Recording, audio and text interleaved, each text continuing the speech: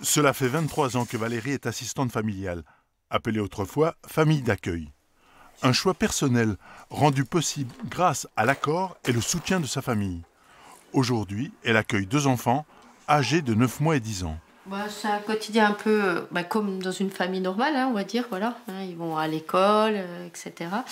Mais en même temps, ils ont beaucoup de suivi, on va dire. Il y a quand même les médecins, les psychologues, il y a les visites aux parents. Sinon, le reste, c'est vrai que c'est le quotidien d'une famille, quoi. Aller à l'école, manger, grandir, apprendre, etc. Il y en a qui ont besoin de beaucoup d'affection, d'autres, ça va être plus de la rigueur, parce que il faut leur apprendre les limites qu'ils n'ont pas connues. Le niveau éducatif, des fois, peut être plus dur qu'avec nos enfants. Un point difficile dans le métier, c'est de pouvoir garder sa place, parce que c'est vrai qu'on s'attache aux enfants, mais faut toujours garder qu'on n'est pas les parents, que les parents sont là, leur laisser leur place, etc. Il y a 1 an, une cellule d'écoute a été créée dans le territoire de Belfort. Chaque assistant familial a un référent sur lequel il peut s'appuyer.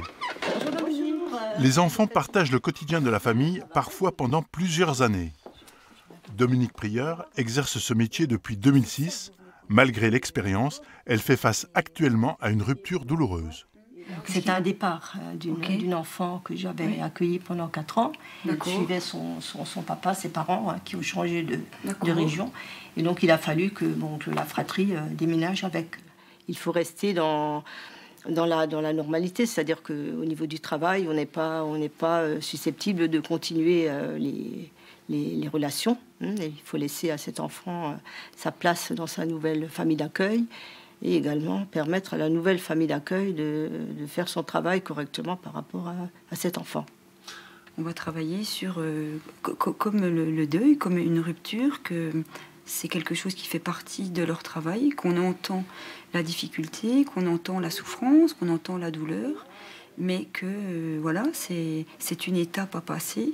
Et souvent, le fait de pouvoir le dire, pouvoir le déposer, et les rassurer dans ce qu'elles ont mis en place avec cet enfant, parce que cet enfant, s'il peut aussi repartir dans sa famille, alors bien sûr, il y a la situation familiale qui a bougé, mais c'est aussi parce que l'enfant est suffisamment fort, il a eu suffisamment d'assises qu'elles ont pu leur insuffler pour qu'il puisse se lancer dans la vie. Face à l'isolement et les contraintes du métier d'assistante familiale, cet espace de parole et d'écoute permet d'échanger individuellement ou en groupe sur les difficultés de prise en charge des enfants. On est, nous, le SRIS, aussi un maillon pour permettre une bonne prise en charge des enfants et aussi permettre aux assistants familiaux d'exercer leur métier dans de bonnes conditions, avec des outils et des repères qui leur permettent d'être bien entourés.